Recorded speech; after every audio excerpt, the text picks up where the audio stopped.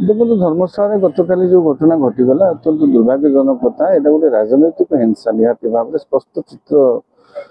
जी जहाँ आरोप प्रत्यारोप करुँच परस्पर विरोध में ये कौन सी समर्थक जी माड़ लिकु साहू जी विधायक अच्छा सी कहते सी हूँ जीतू बाबू मानने पूर्वतन विधायक समर्थक जीतू बलवंतराय लोक कहते सी हूँ लिकु साहू समर्थक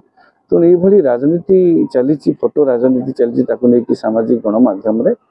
कथा हूँ घटना सत्य अपराध घटी पुलिस दायित्व इतने गुरु दायित्व पुलिस कठोर कार्यानुष्ठान ग्रहण करने दरकार कारण अपराधीर दल न था अपराधीर कौन जाति न था अपराधी अपराधी अपराधी को कठोर हस्तर दमन कर आवश्यकता अच्छी से जहाँ लोक होता से विधायकों लोक होता पूर्वतन विधायकों लोक होता गोटे गोटे सर्वसाधारण एभली आतंकराज सृष्टि करवा भयर वातावरण सृष्टि करने जो मैंने साहस करुँच